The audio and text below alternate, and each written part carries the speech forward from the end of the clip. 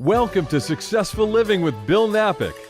Every week we talk about success and everything that goes along with it. You'll learn the principles of success, how to achieve success, and learn to overcome challenges that may be getting in the way of success in your life. You'll hear from Bill Napick, a radio personality and business development expert, along with insight from special guests. If you're ready to find your path to success or take the success you're enjoying to the next level, stay tuned. Successful Living with Bill Napick is on right now.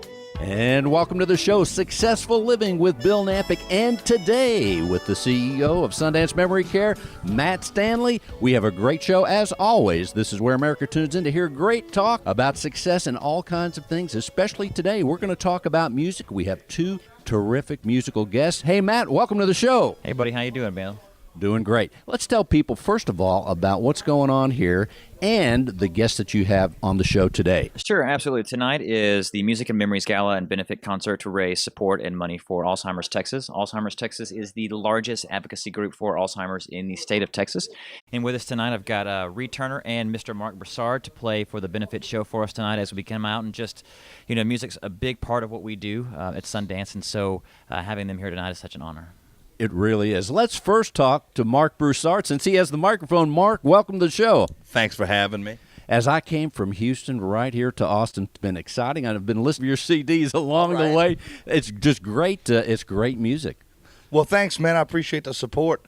That trip from Houston to Austin it needs some kind of thing to keep you occupied while you're on that drive. It can be a little boring. It really does. First of all, Marc, tell people about your music and how excited you are about it. We just heard the sound check, and just tell people about it. So I've been playing music for most of my life. My father's a fantastic guitar player, and he got me on stage pretty early on. From there, I went through school doing the choir thing and whatnot, and when I got out of high school, I started playing music professionally, and now 15 years later, I find myself here in Austin for the Alzheimer's benefit here at the Moody Theater, playing with an old partner of mine. Reed and I have done a bunch of shows together, so this is old hat for us. To be part of such a great organization and the work that they're doing here tonight is a real honor for us. It really is. And Reed, give us an idea. Tell people about your inspiration in music. So I grew up in a similar family. My dad is a guitar collector and has a never-ending collection of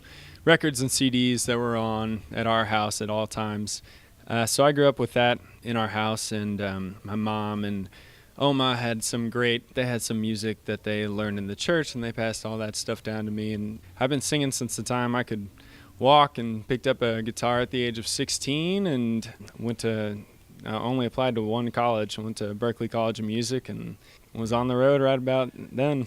Well, and give us an idea as we talk about the timeline of your music career and your inspiration to even get started. Give us an idea. When was the turning point where you knew, like many people, you love music, and as a musician and singer, when was the turning point where you said, hey, this is going to be my profession? I made this CD for myself of classic rock songs. It was the first time I'd ever heard Led Zeppelin, and I was 15. And I thought I could do that. I'd been singing for a while, and I listened to them, and I thought, yeah, that could be me, and I couldn't turn back after that. Well, Marc, let's ask that same question for you. Certainly your father was a great influence, but also when was the turning point where you said, hey, I'm going to do this, and this is my profession? Brother, I'm still trying to figure it out. I don't know if I've made quite that decision yet. I'm still testing the waters over here. No, for me, it was really kind of a natural or very organic progression for me.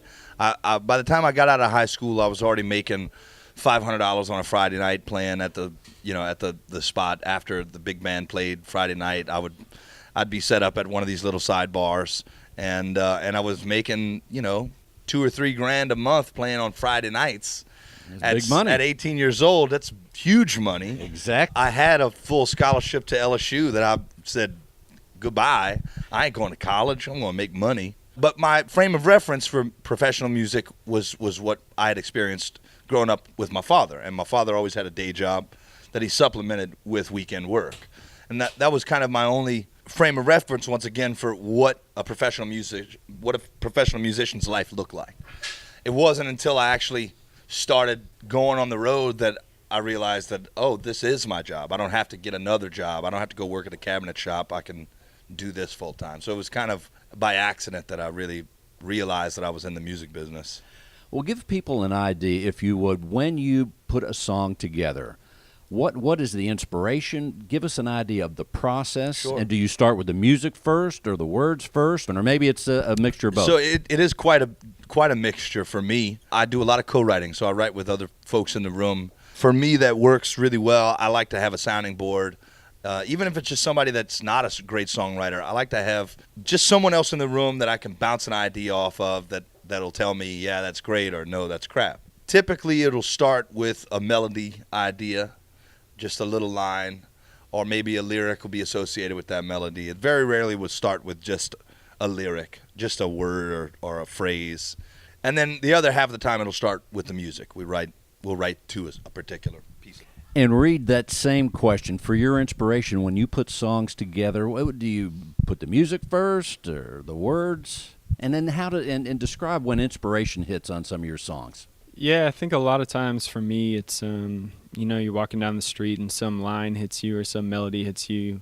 Record it right then and there on the spot and get to a pen and piece of paper and a guitar as quickly as you can, and then kind of toil away on it and usually throw it away. And I sit on the couch, play it for my dog. If she likes it, it stays. If she doesn't like it, got to throw that one in the trash too. Well, when you talk about sounding boards, dogs, canines are excellent companions, and both of my dogs listen to this show all the time. Their tails are wagging, so I know they love it. What's your dog's name, by the way? My dog's name is Murphy.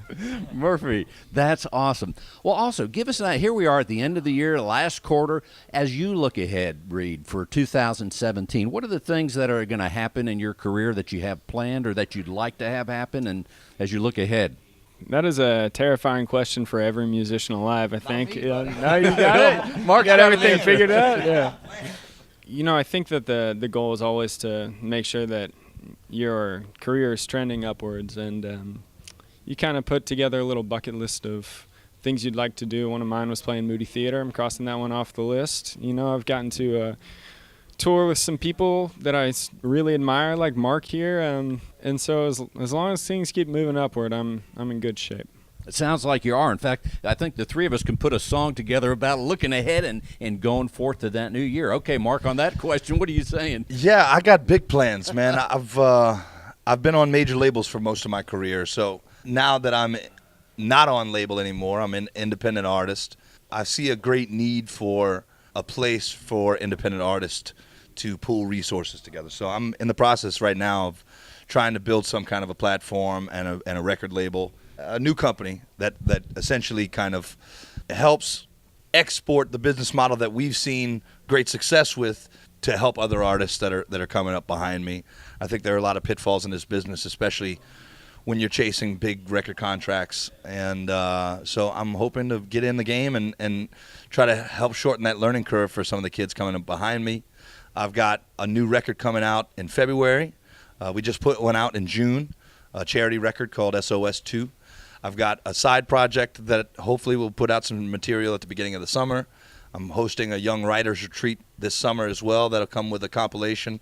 And lastly, there'll be another charity record next Christmas. So I got 4 releases planned for next year. In fact, also, as we are around getting ready, approaching Christmas, you have a Christmas album, too. I do. Tell people about the one you already have. I do, yeah. We put out a Christmas record last year. It's just me singing classic Christmas, covers. And then there's a couple of originals on there as well. It's a great record. I love it, and I can't wait for this time of year to come around. And you brought up the idea of children. If there are people, young people that are listening to the show, and maybe they play the guitar, piano, violin, whatever, or they have an inclination to sing, what advice would you give someone that says, hey, Mom, Dad, I want to be a professional musician and travel and perform for people? Well, the first thing I would say is do not trust your parents to accurately judge your level of ability. I think the parents will always tend to think that their child is extra special. Go to the biggest jerk you know and sing for him. If the biggest jerk you know says you got a good voice, then you continue down on the road, okay? All right. Secondly is don't ever give anything away. Don't ever sell anything. Don't sell yourself short. Own the incentive. Own all of the incentive. That's the only way that you'll be able to maintain a strong vision for yourself, for your own career. You're making me think of something in all professions that's so important, in life that's so important, and that's confidence. Yeah. And what's the point where someone gets that confidence, or in your life, in your musical career? I came out the womb swinging confidence, man. I never had an issue with confidence. Now, see, I did, but I had a big issue with overconfidence. So for we a have long, to long tamp time. that down a little bit. we had to knock that down a few notches. All right, and now, Reed, let me ask you, as far as young people, as they're listening, what would you tell people that you have learned, and what would you tell people in a way of encouragement, and what to look for if they pursue a musical career? Well, the first thing I'd tell them is that music's just like any other profession. You know, Steve Martin one time said, "Be so good that they can't ignore you." I think that that's the best piece of advice I could offer anybody in the field of music. If you are so good that people can't ignore you, you have a chance to go places. And also, when you sing and perform, tell us about the music video these days. You have some killer videos out there, and what role does that play at this point in time, the video component? Yeah, I think music videos, it's kind of an interesting thing now. You know, YouTube is the #1 resource for people to discover new music now. I think that's hard on new artists, honestly. I don't think it's a good platform. It's expensive to make videos. YouTube doesn't pay artists, so I think that there's a lot of work to be done. It's like Mark said, you know, there are a lot of pitfalls right now that we're all trying to figure out. The industry is changing nonstop, and there are so many different ways to get your music out there. There's so many ways for artists to kind of be heard, which is a great platform, but they also need to figure out a way for new artists to get paid. And that's awesome. Bill, I kind of want to interject in here for a minute. Sorry to interrupt you guys. We're talking about the industry and changing the industry and what video does and certain things that help out musicians. You know, certainly from our side, working in Alzheimer's care and memory care, we're doing a lot of the same things, trying to be innovative in how we love on people. You guys probably hear a lot of that tonight. I know Reed got to hear some of that story some this week. But I kind of want to kind of slide back a little bit with both of you guys, because you both did and answered some questions for us for tonight's event about, you know, the journey of Alzheimer's within your own families. And I would love to kind of just hear from you guys, for the folks listening this Saturday, about, you know, just in your own personal life. I know you, Mark, and Reed, the story that you shared about your Oma is just absolutely touching and pulls at every single one of your heartstrings. So maybe just touch on a few things of, you know, what has that journey been like for you and your family, and with your grandmothers, and just what it's like to watch it, what it's like to sit in it, and what it's like to be a family member on the outside watching someone that you love just, you know, slowly fade. Yeah, I can tell you that Alzheimer's is such a challenging disease, both for the person experiencing it and also for their families. There's nothing quite like seeing somebody that you've known your whole life, who's taken care of you, who's loved you, and walking into a room and them kind of having that look of confusion and kind of playing a guessing game as to who you are. I think that one of the beautiful things about music, you know, is that there are so many wonderful forms of music therapy. I know that with our situation, my Oma, before she passed away, she couldn't always remember my name or who I was, but I could burst into songs that she loved, and she could sing every single word with me, and that was the most amazing experiences. It's awesome. Yeah, I've experienced it. My grandmother had Alzheimer's for quite a while before she passed away, and I'll never forget the last thing she said to me. When I walked into the room she was staying in, and she was laying down on the bed, and I said, "Granny, it's Marco," and she said, "You look like your grandfather." That was the last coherent thing that I ever heard my grandmother speak. I've got a next door neighbor right now who is rapidly deteriorating. I've got a next door neighbor that I grew up next door, the old couple that lived next door to my folks. Mrs. Huball had Alzheimer's for a very long time, and I watched Mr. Huball. Mr. Huball was a 90-year-old man still mowing his grass, and he was a very tough cat. And I'll never forget the day that he came over after Miss Huball fell, and he didn't tell me until about 5 minutes into a small talk conversation that his wife had fallen. And I witnessed, I think, with a really heavy heart, how difficult it was for this man who had considered himself a very, very strong man struggle when his wife had fallen down. Or just, it was a very, very difficult situation. And so, once again, to be here and to be a part of this event tonight, I think is a huge honor for me, and I hope that we can do it again at some point. Absolutely. I know I appreciate it as well. We've gotten a lot of good attention about music and memories and the Alzheimer's care that we provide. Do you guys, I know Reed shared a story with me as well, but Mark, do you have any stories where music has played a pivotal part, with your grandmother, anybody going through Alzheimer's care? I know you mentioned it in the interview we did earlier about just the role that music plays in your family, but how have you seen that, just like a loving, caring side? Well, I haven't actually been able to see it directly in my family, but I often will run across folks at my shows that are in music therapy and that are using my music in their music therapy sessions, and they talk about how beneficial it is for all of their patients, especially the Alzheimer's patients. There are clearly connections that music is making in the brain. Other aspects of our lives are just not making those same connections. Absolutely. There's a great story that kind of kept me going for a while about the power of music. There was a fella that I met after a sound check in Los Angeles about 5 years ago who was comatose after being sucker punched. He was comatose for 30 days, and a song of mine pulled him back into cognition. My music didn't heal the man, but once again, it's these connections that we have with music that are so powerful that they can bring us back from the edge of mental abyss. I agree. I totally agree. Reed?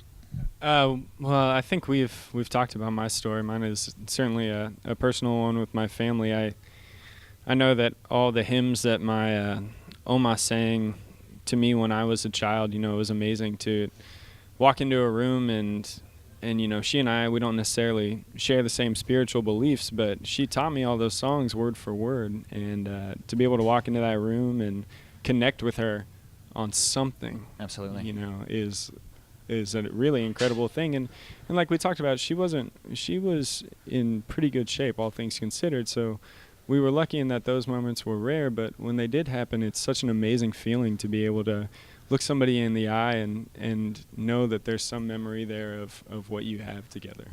I totally agree. At least with our family, Bill, it's been kind of the same way. With my brother, he definitely has way more of the music ability than I will ever have. I chose soccer. He chose, drumming. So he's certainly way cooler. He has enough for 3 people. He does. He's a very talented musician. But I know for us, we do a lot of music therapy. We do a lot of things, and so we actually have a resident that lives with us here in one of our North Austin communities that used to host Elvis and Priscilla Presley whenever they would cruise through town. And so as she begins to deteriorate a little bit in her mind, one of the things that kind of brings her back around are just Elvis songs, whether it's Jailhouse Rock or Hound Dog or anything like that, and just to see her mind and her eyes just be filled with light instantly from hearing Elvis. The memories and the stories that she shares with us now are incredible. I mean, this giant treasure trove of Elvis and Priscilla stories hanging out in Texas is incredible. She's still got good taste in music. Absolutely. I want to ask you guys a few personal questions. I'm not sure how much time we have, but for each of you, what was the song that did it for you that goes, this is what I'm going to do forever? Man, I think it was a combination of voices for me. It wasn't necessarily a particular song, but it was these voices like Donny Hathaway and Stevie Wonder and Otis Redding and Brian McKnight and Marvin Gaye. All of these voices that I could not keep out of my head. I would wake up every morning singing Superstition or any number of those classic songs that I've come to know and love over the years. It was the desire to do what those men were doing that really pushed me more than anything. I think I wanted to be on stage in front of thousands of people all the time, and I wanted to write songs that touch people's lives the way that these songs had touched mine. I hear you. For Reed, what about yourself? Like, what was the song that you said, you know what, at the end of the day?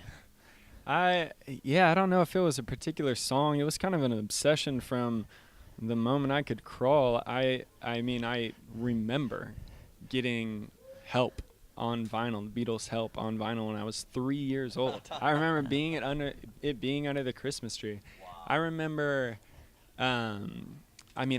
like I had this little Fisher-Price thing, tape player that I would play in my bed when I was like 4 years old. I knew every single Beatles song word for word. I could tell the difference. My dad's favorite story is I could tell the difference between Carl Perkins' version of Blue Suede Shoes and Elvis's version of Blue Suede Shoes when I was 6. It was, awesome. I couldn't stop. As soon as I heard music, it was just, that was it for me. That's fantastic. So why the guitar for both of you guys? I mean, you have great vocals. I know you guys probably play several other instruments at the same time, but what made you pick up the guitar instead of the piccolo?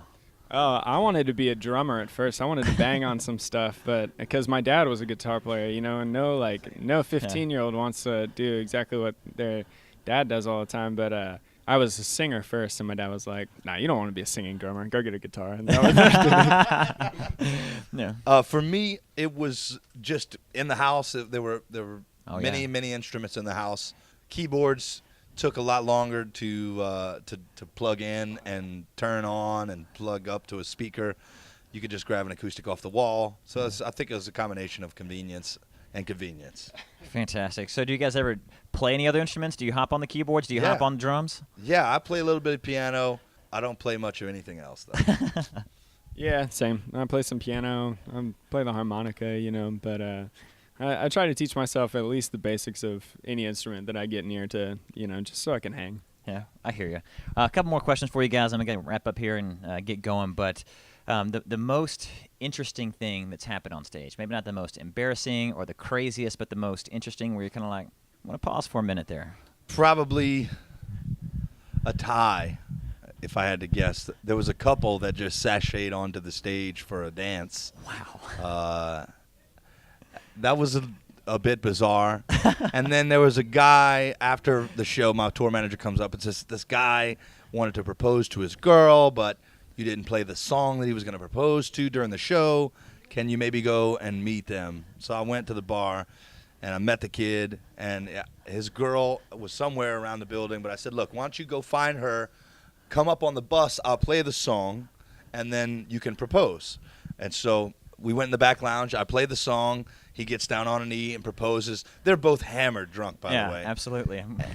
She's bawling her eyes out, and they proceed to start making out. Wow. Violently in the back lounge, and totally forgot about me.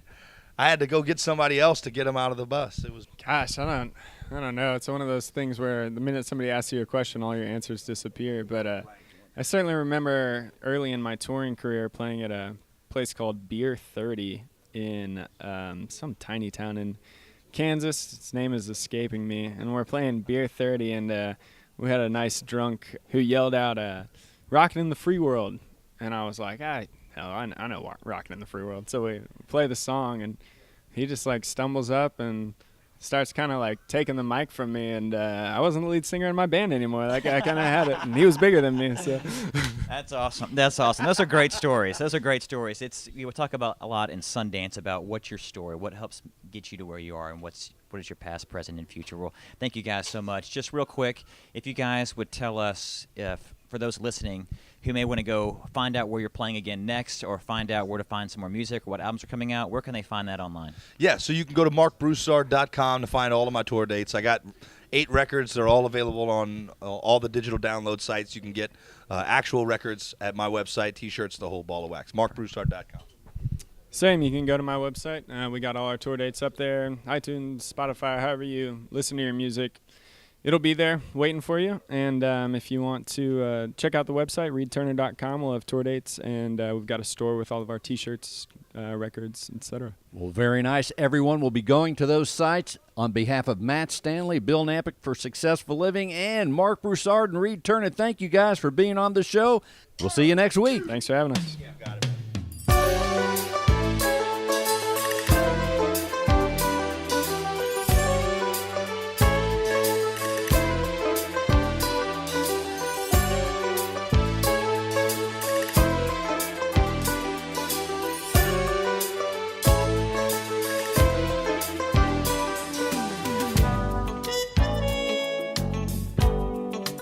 It's a fresh approach to caring for people with memory loss, Alzheimer's disease, or other dementia-related symptoms. It's Sundance Memory Care, the premier memory care community in Texas. Sundance Memory Care gives extra care with a 6-to-1 resident-to-care ratio. The goal is to lift up and support residents with a level of care that engages the resident and includes their family. Sundance Memory Care has regular contact with specialists and industry leaders with the most innovative memory care resources. Visit SundanceMemoryCare.com or call 281-769-2632 to learn more about them and schedule a tour with one of their directors. That's SundanceMemoryCare.com.